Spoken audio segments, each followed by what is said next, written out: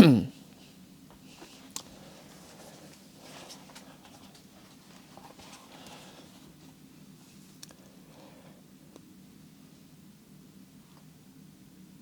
may be my opinion, but in my opinion, these are the two best bang for your buck shoes on the market, hands down. Today, we are comparing the ASICS Novablast 5 with the New Balance Rebel V5. What's up everybody, I'm Eric McIntyre, aka Rad Dad Bod. You're watching Rad Dad Bod TV, where we review running shoes. Like I said, today's comparison is the Novablast versus the Rebel, and if it's your first time watching one of my videos, you may notice some timestamps below. Feel free to jump around to the various parts of the review, but if you do so, I would sure appreciate if you come back and watch the full thing when you get a second, as I put a lot of time and effort into these. And if you've been a viewer for a while, but you haven't yet hit that subscribe button, please consider doing so today and turning on those notifications so you get notified every time I drop a new video, which is typically Monday through Friday. Now, just to kick us off, some quick disclaimers and disclosures, which are that I was provided both of these shoes for free from their respective brands for the purpose of review. That being said, I'm not given talk tracks, talking points, no one watches the videos beforehand, I'm not paid, and all thoughts are entirely my own. With that out of the way, let's talk about the intended use of these two shoes. Now, last year, I felt like there was a distinction between these two. I felt like the Novablast line was a daily training line, and I felt like the Rebel line was more of a lightweight trainer line. Now, yes, the lightweight trainer is kind of a subcategory of the daily trainer, and some people might consider the Novablast a lightweight trainer. This year, I feel like there's even more blurred lines between the two. So, for all intents and purposes, I'm just going to say they both fit within the daily training category as a whole. I still consider the Rebel more of a lightweight trainer, and I still consider the Novablast more of a standard daily trainer, but that's how we're going to be looking at them, and that's why we're kind of comparing them today, to be honest. Now, from a price standpoint, like I said, they both come in at $140, so best bang for your buck, hands down. Both based off of versatility, accessibility. I mean, if you get last year's model, you can probably find it for under $100. Absolute steal. In fact, you should probably be watching the Novablast 4 versus the Rebel V4 review or comparison. I don't know if I did one of those.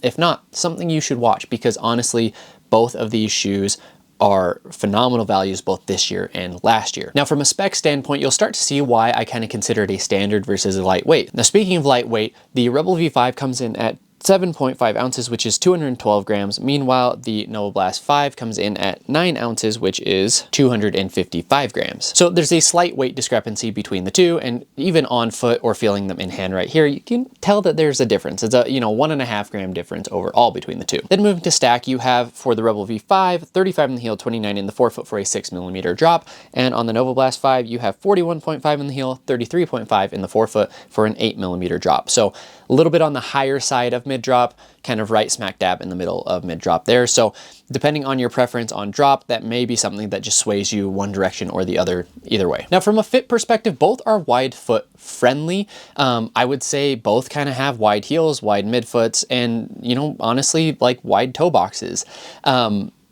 Yeah, from a length standpoint though, I do feel like the Novablast fits true to size lengthwise. And then I do think the Rebel V5 is more true to size lengthwise, but maybe a little bit short overall. So, with it being wide, if you've got narrow feet, neither of these you'll really want, like if anything, you might want to consider half sizing down. I think you could maybe half size down in the Novablast. I don't think you could half size down in the Rebel though, given kind of the length of the two shoes. Moving to the uppers, the Novablast 5 has an engineered jacquard mesh, and overall the upper is, I can see how they kind of tried to make it breathable, but honestly, like you have some really kind of heavy overall cushion there in the heel, which makes the upper very plush and very comfortable, but it also makes the upper fairly warm, right? It is more breathable than previous Novablast models, to be clear, but again, still, like when compared to a lot of other lighter weight or daily trainers on the market, I feel like this shoe could breathe better. Now, the tongue itself is going to be like fully gusseted. It does sit in place, and as far as overall lockdown in the shoe, I didn't really have issues. I did have to cinch down pretty tight, but not like that much tighter than any other shoes that I wear. So for me, I didn't really have shifting in the shoe. I wasn't really worried about it. The biggest complaint again with the upper is just that there's probably a little bit too much cushion in that heel for a daily trainer, at least for my preferences. Meanwhile, over on the Rebel V5, you have that Phantom Fit upper, and that is a lot more breathable, a lot more lightweight. The tongue is going to be, maybe actually a little bit thicker because the tongue is very, very thin in the Novablast, but for the most part, you have a little bit more elastic, more aggressive gusseted tongue on the Rebel. So I actually do think the lockdown is better in the Rebel versus the Novablast. You don't have to cinch down the laces as aggressive. The other thing that is nice is that the Rebel, the upper, it has some nice comfortable cushion there in the heel, but it's not nearly as much, just kind of looking at them side by side, right? It's not nearly as much as the Novablast. So the Rebel is very, very breathable and a very, very lightweight upper. And honestly, there's probably saving a good amount of weight, right? There's a 1.5 ounce difference between the two shoes.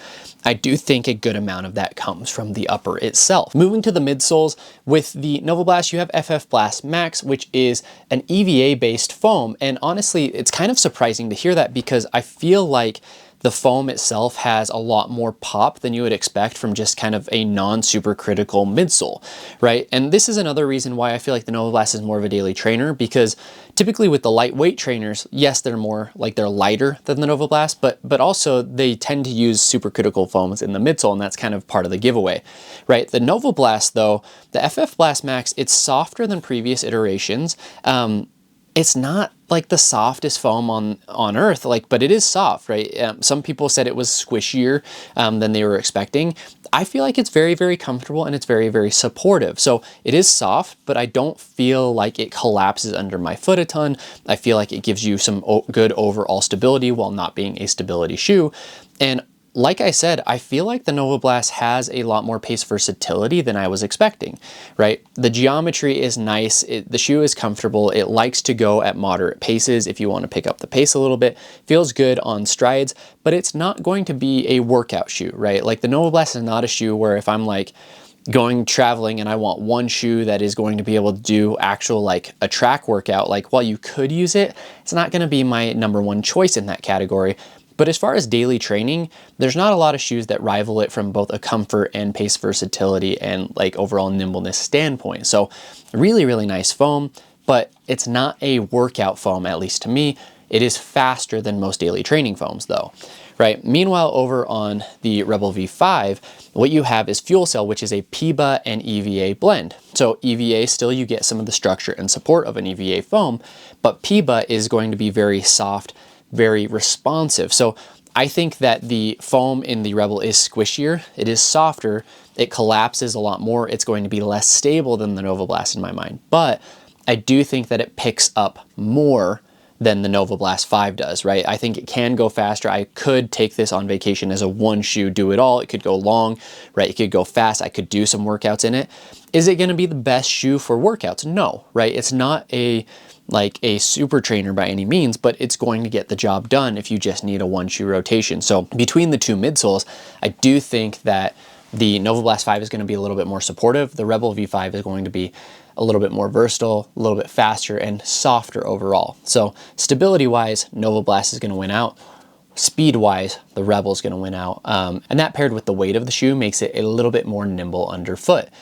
Now, I think that these shoes are closer than previous years though, because the geometry of the Rebel V5 has been changed to be a little bit wider, right? And a little bit more foam there kind of in that midfoot area compared to previous models. So the midsole geometry has become less aggressive or less speed oriented in my opinion in this iteration. So I think like there's overlap, right? Like where the Rebel, you could use it for daily training, you could use it as your daily trainer in previous iterations, but it wasn't going to be the best shoe for that. And I think you can kind of now use it more for that. And it almost fits more comfortably, honestly, at daily training paces than it does at faster paces. Now, you still get the responsiveness, you still get the pop, so you can pick it up, but you know, you're not getting the same level of nimble as you did in previous models. So that's a quick breakdown of the midsole foams between the two. Now moving to the outsoles, you know, the Harlow rubber on the Novablast 5 is notorious for not being great in slippery conditions. I honestly think that people like overstate how bad it is because I have had no issues in it and I have run on wet roads, have not slipped around. But there's enough people saying it that I feel like I have to disclose it. I have to say it, that people don't like the outsole on the Novablast. Again, it's done fine for me. It does wear down pretty quick. Like I think I only have about 40 miles on the shoe, maybe 50. And it's you know, you can see it starting to wear down. So durability of it, that's a valid concern, but I haven't had the same issues as other people slipping. But I also live in a fairly dry state. I live in Utah. So on the Rebel V5 though, I'm not 100% sure what the compound is on the rubber outsole there, but you have a little bit better overall coverage, I would say, there in the forefoot, and then you kind of have those heel tabs right there. But I think the outsole is good. It's not my favorite outsole in the world, but between these two, I do think that the Rebel takes the, is better overall grip, better overall durability of outsole. So neither is, something to write home about. Neither is going to blow you away. But if you live in a dry climate where there's not going to be a lot of slippery roads, honestly, I think you're going to be fine with either one on foot. Now, as far as my pick between the two, honestly, I think I lean Rebel V5 just because I feel like it has all of the versatility that the Novablast does, but then you add some more top end speed, right? Now last year, I just felt like the V4 versus the V4 or the V5 versus the Novablast 5 even, like the V4 lacked some durability, the stack, like I feel like it bottomed out on long runs. So like I would take the Novablast 5 over the Rebel V4 on long runs, right? And then on just standard easy miles, I felt like the increased stability and support of the Novablast 5 compared to the Rebel V4, the Novablast wins out in that situation. But with the change in the geometry to the Rebel V5 midsole, I do feel like it's better suited for daily training now and kind of overtakes the Novablast 5 in that sense. So both are phenomenal. Like you can't go wrong with either. And I still think it comes down to the sensations that you're looking for, especially if you're using it for daily training. You could argue, well, like, hey, I'm going to go use a plated trainer or something for my speed work. So I don't need the Rebel to be a speed-oriented trainer, right? I need something that's going to be a little bit more supportive for daily miles, right? When my legs are a little bit beat up or whatever, and you may choose the Novablast for that. I don't think that's a wrong choice, to be clear. So it just comes down to what you want. With shoes, honestly, the large majority of it comes down to preference at the end of the day. Just some final thoughts. I keep saying this, and so it probably sounds like a broken record at this point. But again, the fact that the Novablast 5 was my standard daily trainer of the year in 2024. Already I'm saying that I would take the Rebel over it, and frankly I would take the Evo SL, the Neo Zen, and the Aero Glide all over the Novablast right now. So phenomenal shoe, right? Phenomenal shoe. I think I take those three, including this one, those 4 over the Novablast 5. Now, I'll be really curious to see what ASICS does with the Novablast 6. I'm assuming, I don't know for sure, but I'm assuming it's coming out in November, December of this year. I hope to be able to get my hands on it because the Novablast line does not disappoint. So I expect it to be a banger. I expect it to be awesome. But, as far as shoes in 2025 so far, the brands have come out swinging, and it's been really, really fun to review shoes this year.